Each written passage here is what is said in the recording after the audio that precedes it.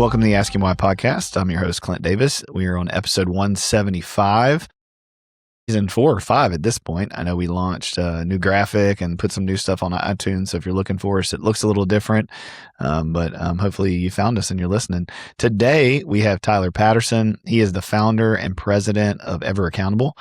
Tyler's passionate about helping people win the fight against unwanted pornography use. In 2012, he created a highly successful accountability app that I use, that people in our practice use, that is like Covenant Eyes, if you've heard of that before, to really help people find freedom from pornography, from addiction. When he's not coding or spending quality time with his family, Tyler loves connecting with people and empowering them to quit porn through simple yet powerful tools of accountability. Welcome, man. Glad to have you on here. It's my pleasure, Clint. Thank you. Yeah. So tell us a little bit about you, man. How did you, in this uncomfortable conversation of pornography and sex, and especially within the church and within the culture, I mean, it's everywhere, and yet people seem to not want to talk about it. So, tell me how you got into creating a accountability app for pornography. Yeah. So this was back around 2010. My wife went to a church meeting. It was a meeting special for the women in our congregation. And the guy speaking said, "Look, pornography's everywhere and you need to protect your families from it." Mm-hmm. He described how he and his wife had put something on his own personal laptop and she had the password. So my wife came home and we talked about it, and I'm like, yeah, I'm susceptible to this stuff too. Nobody's invincible. Let's get something for me too. So we dug up the best internet filter we could find, and it was a disaster. It blocked the wrong things. It popped up one time during a school presentation, and I was not ready to talk about it. It was super awkward. And I'm a programmer anyway. I could weasel around it if I wanted to. So in the way, and it wasn't doing its job. And I thought, I don't need a blocker. I just need to be accountable to my wife. If I something that could just tell her where I've been, then that's all I need. I'll keep myself away from porn. If a little bit of transparency and I'm good. It's kind of like, Clint, in the old days when there was a family computer, they put it in a public area of the house with the screen facing the room. And so that's kind of the idea with Ever Accountable, is just keep that screen facing somebody that you trust. So it's a huge transition for most people. Now you said 2010, is that what you said? 2010, I was going to school, and then in 2011, I started working on it in my spare time, and in 2012, we rolled out the first version. Yeah, so, the first iPhone came out 2007-ish, into 2007. At the time, Facebook was a thing. We had kind of long forgotten MySpace. Yeah. And then 2010 is when really Instagram, Snapchat, I think, came around 2011, 2012. These apps became a thing because the smartphone came out. So, you weren't dealing with smartphones at that point. I'm sure you were dealing with laptops in 2010. I mean, people had them, but what's really funny, Clint, and I'm a computer programmer. I had never dealt with these smartphones before, and I started building the first version of Ever Accountable as a Windows app. But this thought kept coming to my mind. I'm convinced it was the Holy Spirit saying Android, Android, Android. And every time I'd sit down, it's like Android. And I thought, Android, what are those little silly phone things? Is that even really a computer? I had an attitude as a programmer about these things. But you know what? I am so glad I listened to that voice, because if I'd have built it as a Windows app, I never would have been able to get it out the door. But by starting on Android, I put it in the Google Play, and people who were looking for help, they found Covenant Eyes, and then my app just always had more stars than theirs did, and so people would download mine instead, and that's how I got started. And I wouldn't be here if God hadn't helped me out in that. That's awesome, man. Yeah, I mean, it's just interesting. I think people don't understand accountability apps and apps in general. A lot of people who listen to my podcast are my age or older, and a lot younger as well. But me and you are probably around the same age, and we're like, digital to analog converts. We didn't have this stuff in our childhood. We didn't have phones. We didn't have laptops. Like you said, if we did have a computer, it was in the middle of the room where everybody could see it.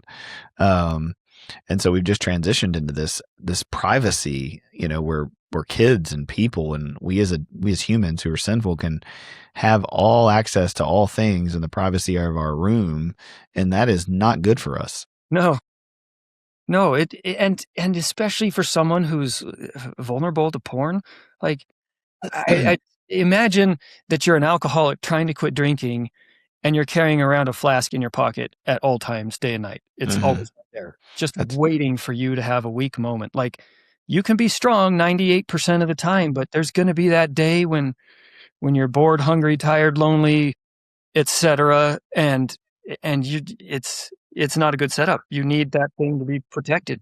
That's right. And it's even worse because it's almost with pornography, or even, and we'll talk about this in a minute, the new kind of thirst trap, what we don't call pornography, but which is clearly pornography from the TikTok dances and videos and half naked women and men on the internet. It's like somebody comes and pours the beer in your mouth without permission. Yeah. You're not even maybe looking for it. You're looking at, videos of sports, or you're on ESPN, or somebody's on Twitter looking at a hashtag for the game the night before, and the next swipe up is hardcore porn or violence or, any manner of thing.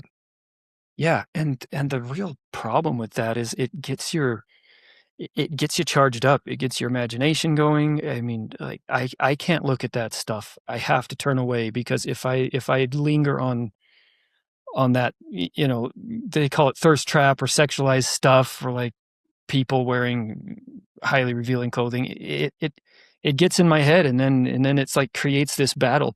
The easiest amount of pornography to deal with is 0. That's right. Yep, that's right. Yeah, it's not a weakness or a strength thing. It's just being human in those things. We've got to be smart enough. I think there's a lot of pride for all of us. When I work with addicts, they don't want the accountability because they think they should be able to manage it. They don't want somebody looking over their shoulder. They don't want to feel like a child. And yet our coping mechanisms are that of a teenager when we, get that stuff thrown in our face, or when we go looking for it. So you start in 2010, 2011, you start coding, and kind of give me the journey up to that point. Yeah, well, so I put the app in Google Play. I had my wife come push the button to roll it out to the world, and then people started downloading it, and then people started giving it good reviews, and that was kind of shocking to me. Like, nobody ever gave me permission to go build an app. Yeah. But I just did it anyway, and then people liked it. So I started putting together a team, and we've got it rolled out on all the, Windows and Mac and Android. Yeah, so did you go from Android to iOS? Is that what the transition was? No, iPhones are actually the last one. Okay. Apple makes it really hard to make good anti-porn software. They have a great platform. iPhones are great. And one of the reasons they're great is they have all these very rigorous restrictions that app developers have to follow. Like, they put your app in a sandbox, and you're not allowed to look out of your sandbox or anything like that. And that just means if you're trying to keep someone safe from porn, it's nearly impossible. Starting 6 years ago, we built our first version of an iPhone app, and it was basically a web browser. And if you tried to go to porn in that web browser, we kept you safe. But anywhere else on the phone was wide open. It was bad. Mm-hmm. Like everybody else's phone app for anti-porn. And then we did a second version and our third version, and just 2 weeks ago we finally rolled out one. It's taken us 6 years and 4 total redos, but I'm proud of this one. This one actually keeps you safe on that whole thing, that whole phone. Well, break that down for me. Tell me what the change has been, and for the average person listening, why it's, why it can keep their kids safe, them safe. Yeah. So with an iPhone, with most anti-porn apps on an iPhone, you have to make a terrible choice. You either choose to lock your phone down so hard that you're basically turning your iPhone into a glorified flip phone. You've got to have a PIN code that somebody else knows. You have to lock your settings out. You're not allowed to download apps. You're like, you can't go anywhere. You can't use your phone. That's one option, and you can be fairly safe if you do all that stuff. And most people don't want to do that. Or the other option, if you don't lock it down that hard, is it's just wide open. Mm-hmm. Like you can download TikTok and you can swipe all day on there. And you and I both know, we already talked about what kind of problems that brings. So you have that, you have to pick. And it took us 4 tries, but we're using a combination of a whole lot of sophisticated technology under the hood that you don't need to understand anything about all that. But it keeps you safe across the whole phone. Give me just a little sprinkling. Give me a little sprinkling of that, because I do want to know. Well, I wanted to say too, figuring that out, I told you, it took us 6 years and 4 tries. Chip's saying he wants to know too, as my producer and who runs half that stuff. He loves all the graphics and computer stuff. So okay, I'll show you. Just give me just a second. Remember that scene from Lord of the Rings where Frodo and Smeagol are walking through that swamp, and one wrong step in any direction is death. Like, trying to make an anti-porn app for Apple felt like that, where you've got to get everything just right, and it wasn't even clear that there was a way forward, but we figured it out. So so let me give an example for the practical person, okay? Yeah. So I have an iPhone, I have Covenant Eyes, and I'm a person who uses Covenant Eyes or Bark or whatever. And for an Android, when I used to have an Android, it would cover everything, all my apps, all my stuff. But with Apple, if I have Covenant Eyes on my phone, it can cover you through Safari. But if I go to YouTube or Reddit or any of those things, it does not cover it. It doesn't matter what you look at. You can look at anything you want to on Reddit. So if your kid or your family member, your husband or wife has, Covenant Eyes on the phone, and they go, hey, I got accountability here. It'll send you an email if I look at anything. They can just go to an app, and if they're not going through Safari, it does not do anything. So then what I've had to do over the years is, like you said, give my best friend CJ a PIN code for Reddit and say, set it to where I have 10 minutes a day where I can go on Reddit in case I need to look up something, or 10 minutes a day where I can go on Facebook to post our business page. And then after that 10 minutes, it's done and I can't get back in there. Well, if I need something, I got to go drive to his house, or he's got to come to my house and put the code in, or tell me the code so I can put it in and then redo the code. It's such a mess. Yeah. So have you bypassed that? And if so, how so? Okay, so I'll show you. So here's my phone. Yep. If you're looking at the video, I'm just showing you a picture of my home screen. Or sorry, if you're listening. And here I'll do a reel of this and post it. Okay, cool. And you notice YouTube up here is grayed out, because there is, as you and I both know, there's a lot of bad stuff in YouTube. So if I try and open it, I can't get in there. And it's the same way with any dangerous app is going to be. So your Play Store is that way as well, or your App Store. Yeah. So if I want to use that, you have to set up a shortcut, and I've hooked it up. I just tap the back of my phone twice, and I start this broadcast, and now I can use YouTube. And what's happening in the background is it's not actually recording my screen.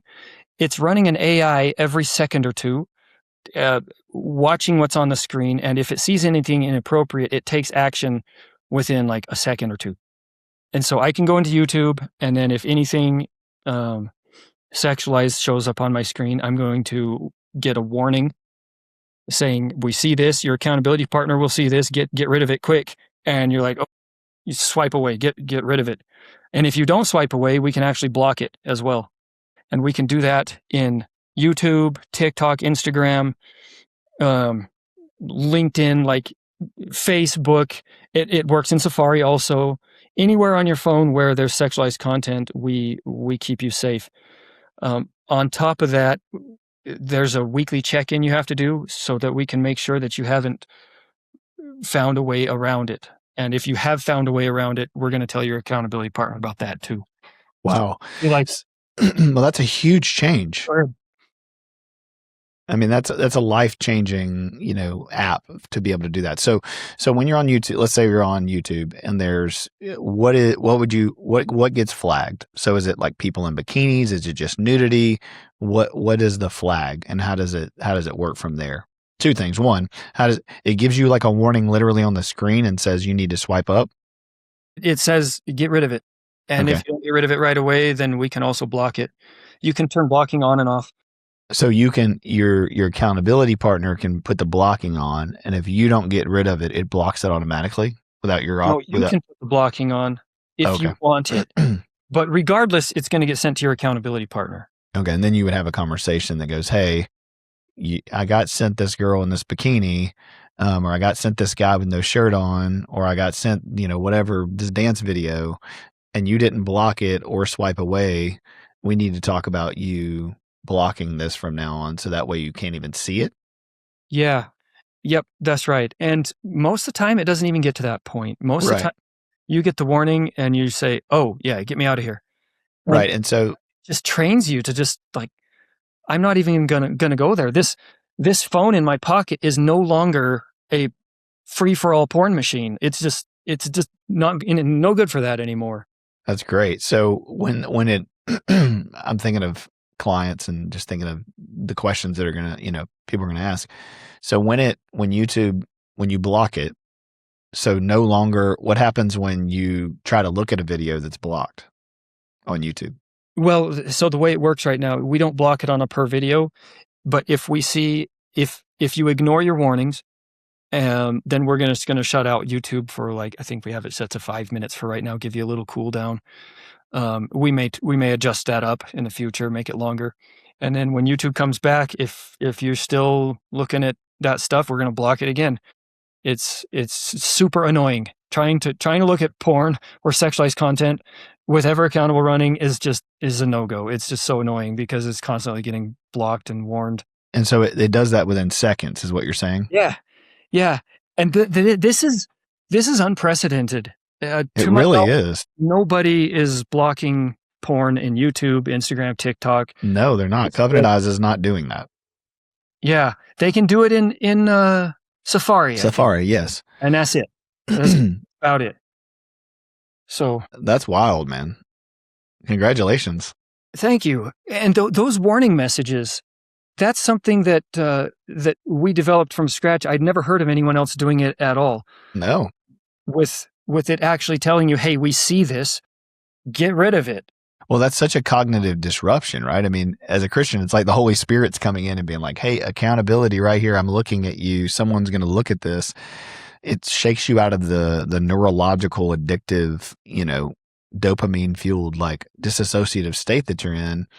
And you go, "Oh man, oh yeah, I am on my phone. I am looking at this and someone's about to see this that I'm looking at." Like that's huge. I mean, the best you can, see is like if I'm looking at my laptop right now, there's the little eye up at the top, the Covenant Eyes eye, and it's there. But then, if you open your browser all the way up, you don't see any of that. You can get in that space where you're not even thinking about it, or you're trying to get around it, or whatever. So It's that's so huge, man. Ask And some let me questions too. answer your question from earlier about, is it just nudity? Is it you asked if it's bikinis? So that's at a blocking level, you can configure that. Wow. Whether you want to just block nudity, or you want to also block the like immodest clothing stuff. And when we tell your accountability partner, what we do is we have multiple layers of AI running, and it'll package up. If it sees an incident, it'll actually look for incidents, and it'll tell your accountability partner. Well, it can tell them right in the moment, but it can also say Tuesday night for 20 minutes starting at 9:00. There was a bunch of stuff a bunch of sexualized stuff on the screen.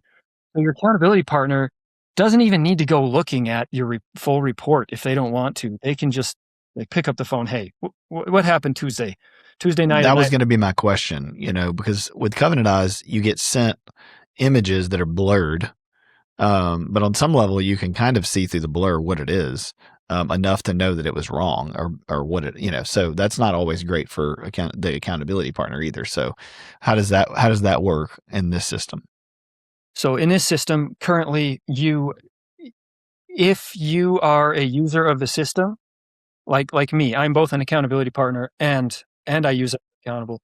If I go tap on the details to see the image that my buddy looked at, It actually sends a report to my accountability partner saying he looked at something inappropriate in his role as an accountability partner. And that motivates me to not do it unless I really have to. And don't do it like look at all 12 of them. Just like, Right. one is good You're enough. like, hey, you looked at these 25 images, and I know because I went and looked at them as well. It's like, Yeah, don't do that because my accountability partner is going to know. So That's we right. try and protect both sides. That's great. I don't know if you saw this in the news. It's pretty funny, and I didn't even think about it till right now. It's not funny, but it's funny. Haha. So, Mike Johnson, who is our Speaker of the House now, he's from Shreveport, Louisiana, or Bossier, where I'm at. And, there was an article when he became Speaker that him and his son were on Covenant Eyes and they had accountability. And it was funny because the world's response to that was, oh, they're sending porn back and forth to each other. That's weird. Like why does Mike Johnson need to see what kind of porn his son's looking at? And I thought it was such a telling perspective in a couple ways.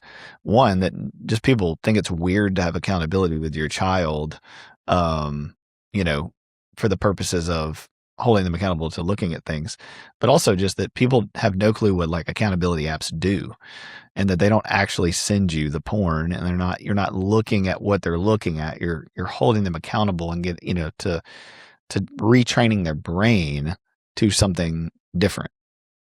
That's right. Yeah. Accountability is so powerful. 95% of people who install Ever Accountable report that their porn usage drops instantly and drastically. Like 95%. What kind of, I don't know, dieting app is there where 95% of people wait? There's not. And I think it's just like timeless principle. Accountability works. So if you watch Netflix in Safari, it will. Okay. And that is one of the annoyances on an iPhone is the Netflix app actually blocks the screen recording feature, which blocks our AI. So no, you can't, it won't watch Netflix unless you do it in the Safari app. We'll block the Netflix app, but you have to go into Safari. That's good to know. Is there any way around that? Yeah. Is there any other apps that are out there that are like keeping the screen accountability from functioning that you know of besides Netflix? From what I found, it's only Netflix, Disney Plus, Prime Video. YouTube is not in that list. And then some banking apps may, which is fine with me. Sure. A banking app may be the only app in the world that you can't find porn on, but I'm sure if somebody's worked around it to make a... You'd be surprised. Some of the terms of use in a separate browser, which, sorry. No, I know all the things. Yeah, I mean, the Bible app, I was telling somebody this the other day and they were shocked that the Bible app has pornography in it. And it's like, yeah, because somebody can create a user platform with a link that takes you outside the Bible app that, or it has anything with a group chat. You can post pictures in, images in, videos in.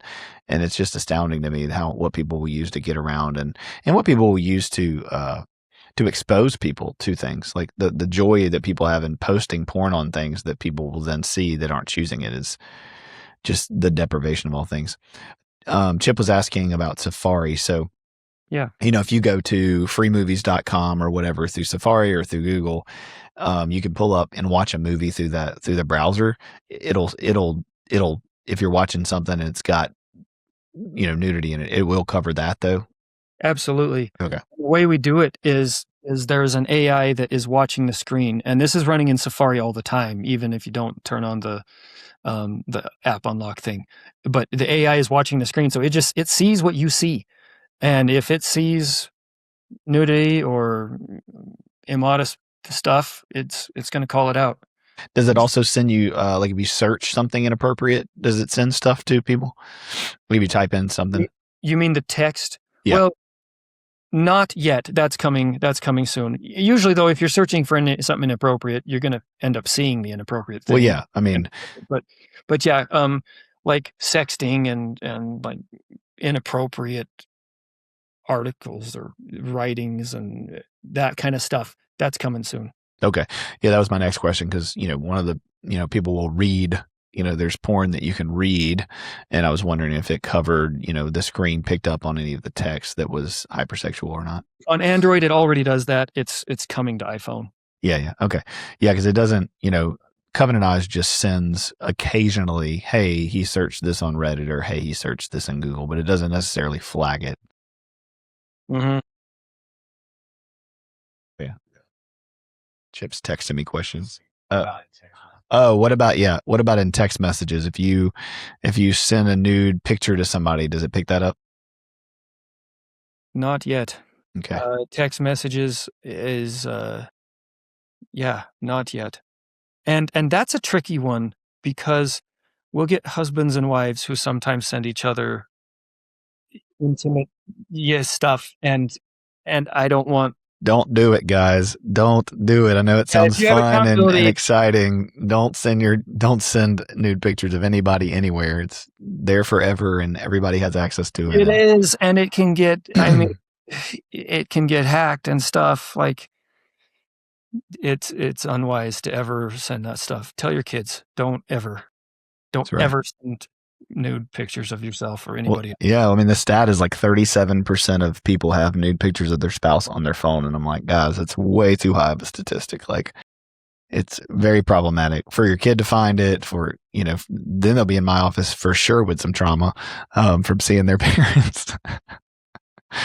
But I mean, that's the world we live in, right? That's the stuff that they're getting exposed to and that they're seeing, and that you and I would have had to go to a store and buy, or somebody has it a sleepover or something crazy.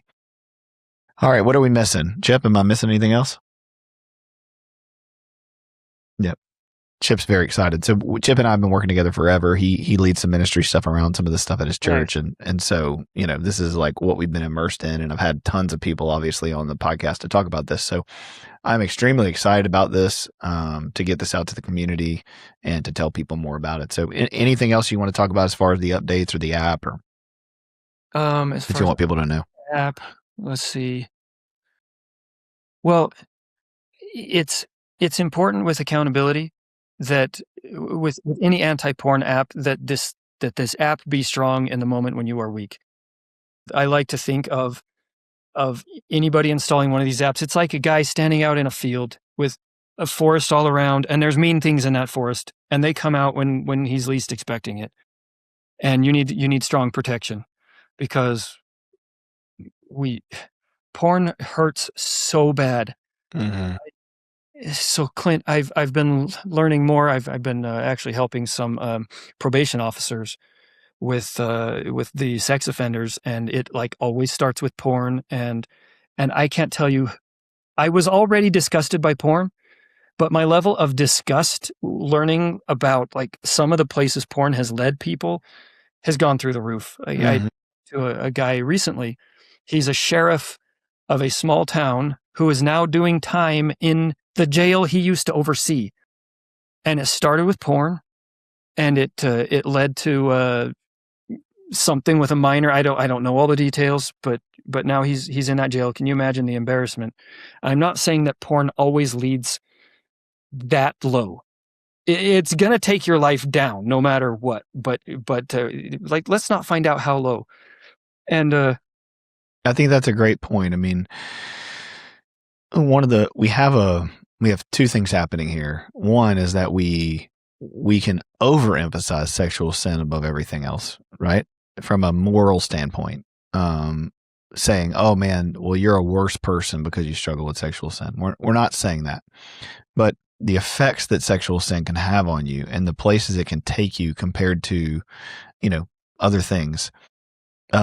Scripture says affects your body where everything else affects everything outside the body. Anger, it does impact you, but not at the same level as sexual sin. And so neurologically, emotionally, societally, children, I mean, all of those things get so overlapped. So you're right. Not everybody, and very few, honestly, people who look at pornography also end up hurting children, but everybody who hurts children has a struggle with pornography. So to make that clear, because I don't want people, well, me and you both said, hey, we're susceptible to it.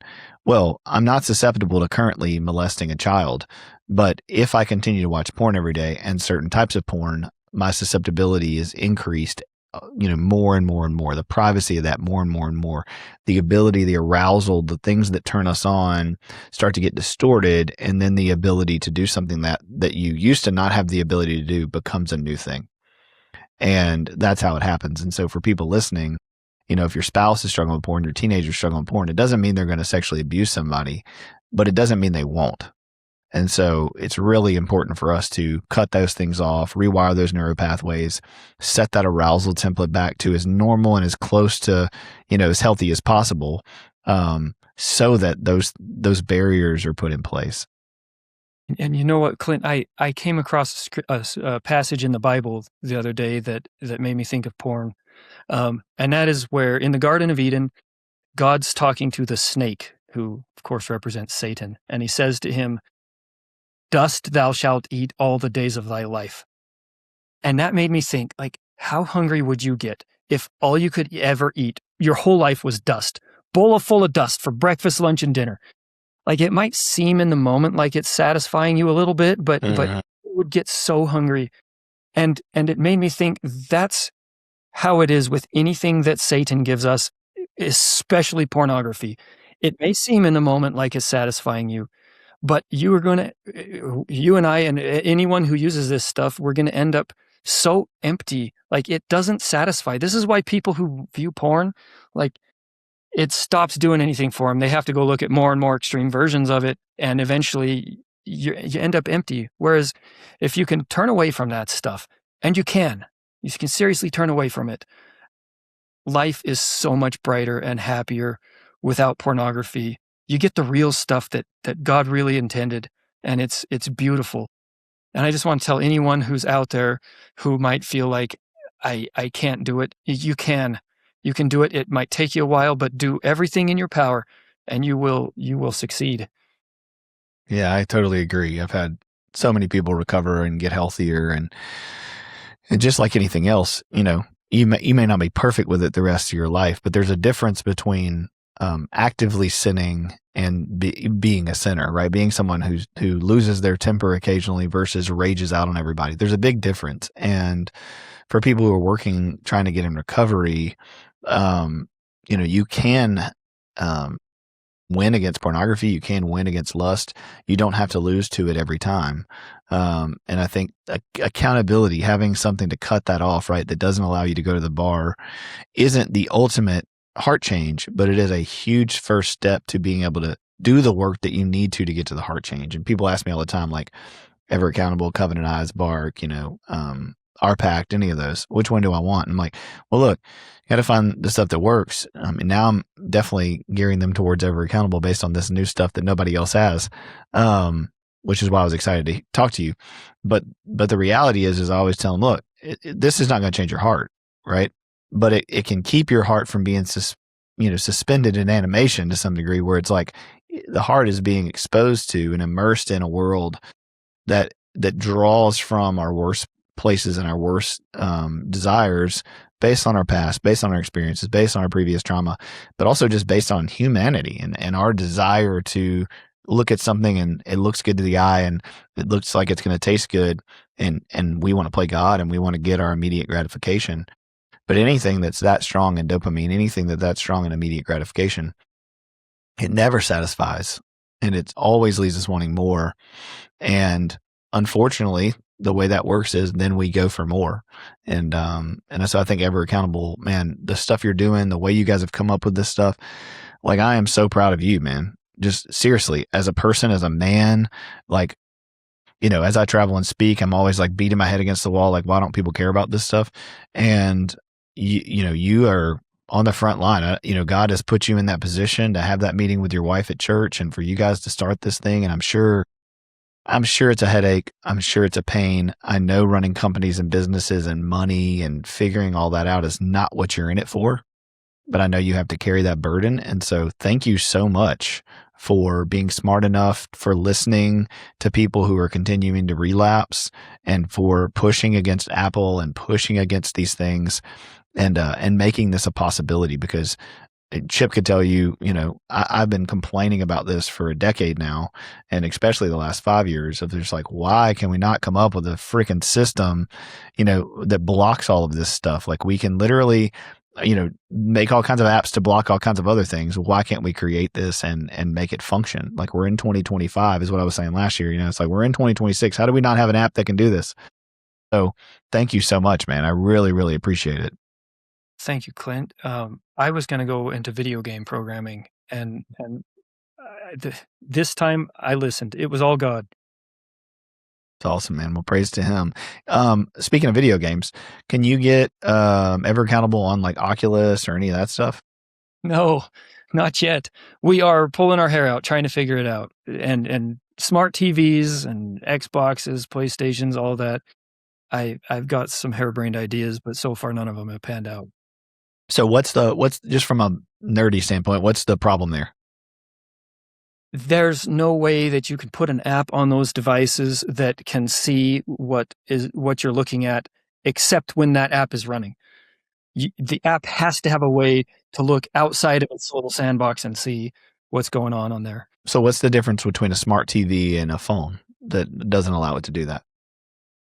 The phone has to have a way for your app, and they do. iPhones, they have the screen broadcast, and they have Safari extensions. On Android, we actually plug into this, like, it's made for blind, vision impaired people, this called the accessibility system. And we plug in there, and we can see what's going on the screen using that, and then run our AI. And the way we do it, both on iPhone and Android, it's very battery efficient. We have 100 different things going on more than that, under the hood. But you don't have to know any of that. It just works. The battery usage is low. It's protected. If you try and weasel around it, your accountability partner is going to get notified. I did a survey a while back. I asked people, what do you care about? List it. Like, is it the price? I had a bunch of options. And number one, far and above anything else, was loopholes. People don't want an anti-porn app that has loopholes. And it makes sense. Like, this is your protection. If you know that in a weak moment, if I just, weasel around it, if I misspell the search, then they're going to find all these tricks people come up with. And so that's like our number one thing is it's got to be solid and not have loopholes.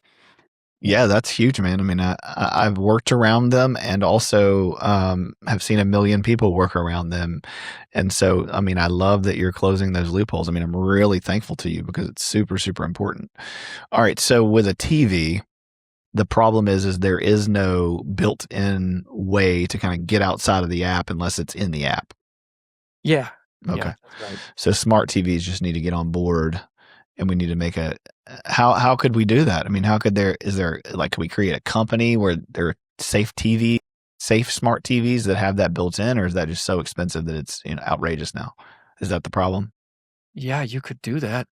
I mean, maybe we could partner with Sony or one of these TV manufacturers, like Microsoft for Xbox, and get better parental controls. We call it parental. Everyone calls it parental controls, but it's really like it's everybody. Controls. Just people who want to stay away from porn, or violence. I would add the violent part in there, and I don't know how accountability goes to that, but it's funny, especially in the church. People are terrified of their kids seeing breasts, but they're fine with seeing some guy get his head cut off or shot in the face. Yeah, that's not either. Yeah, I don't know if does ever accountable. Can it track any of that or no?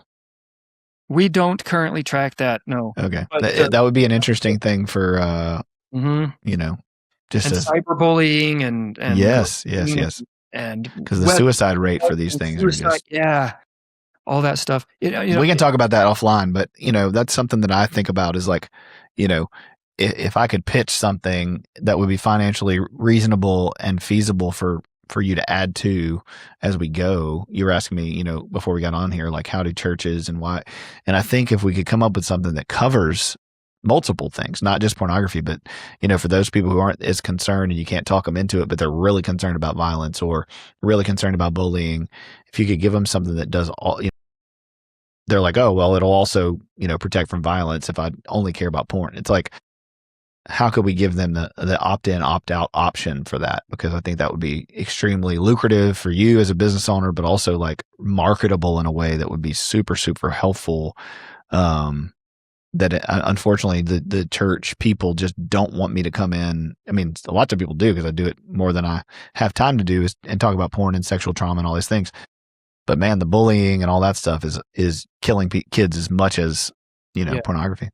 Yeah, So and just for a while there, we had a family plan that we offered, and I thought it was gonna sell way better than the plan we sell to adults, like guys who are trying to quit. It was actually like 1 in 10 of our subscriptions was a family plan. Perhaps we didn't market it right, but somebody said once, like, parents won't take this seriously until they catch their kid with it and it becomes a huge problem. And maybe adults are the same way. Like we don't protect ourselves from porn until my wife gave me an ultimatum, or my life's falling apart, or I lost my job, or like all these things that happen to people. Um, yeah, just I wish we were more proactive. absolutely. There's so much shame, man, and the devil is just having a field day with our own shame. I mean, it used to be that we were talking about this because it was men that had this problem, and now, the research is showing that teen girls are watching porn as Mhm. much, if not more, than boys at times. Sure. And It- even if it's not full on hardcore porn, they're creating content, that we would have seen as softcore pornography 10 years ago. And these are minors, and they're sharing this online with adults, and it's just insanity, the stuff that you can see that you're not looking for. And you know that if a guy is looking at something, they don't know how old people are, they don't know what the circumstances are, and then you have minors making minor stuff, and it's just outlandish. And so yeah, man, I'd love to talk to you about having a conversation with a smart TV company and saying, hey, here's what we're seeing. Here's how it's affecting our culture. What if you made a product that, was marketable to people because I have guys all the time, men and women, who, yeah, they view everything through their smart TV. And so they have covenant eyes, or ever accountable on their phone and their laptop and their iPad, and everything's locked down. And they got this freaking smart TV in the upstairs that they don't go to until they go to it. And they're the only thing right now currently you can do is put a code in and put a lock on Netflix or whatever, and it's just like that only sustains you for so long. Sure. And people sometimes think that it's this weird fringe thing for people who want to quit looking at porn. It's not. And I did a study recently, 9% of Americans, this isn't 9% of Christians or 9%, this is 9% of Americans wish that they could quit looking at porn. Yeah. That's just across the board. And think of it, if you've got a room with 10 people in it, one of them wishes they could quit porn. More than one of them is looking at porn, but one of them wishes they could quit. This is not Right. a fringe thing. This is getting to be. You brought up like cigarettes, and it took a while for society to realize this. Cigarettes are a serious problem, and we need to do something about it. Like, it's coming with porn. People are realizing that this is a real problem. It's not harmless. It's hurting people badly, and people are trying to quit.